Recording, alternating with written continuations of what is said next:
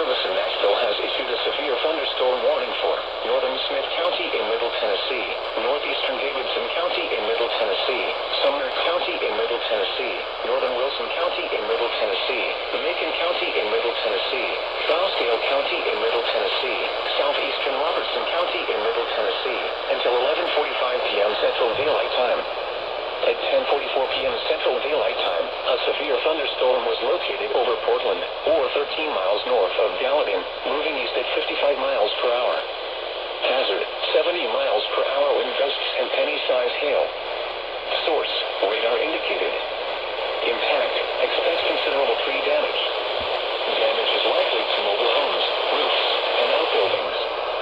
Locations impacted include Red Boiling Springs, Portland, Bethpage, Goodlettsville, Hartsville, Mitchellville, Dixon Springs, Oak Grove, Pleasant Shade, Millersville, Gallatin, White House, Bledsoe Creek State Park, Dickerson Chapel Recreation Area, Hendersonville, Carthage, Cottontown, Lafayette, Westmoreland, and South Carthage.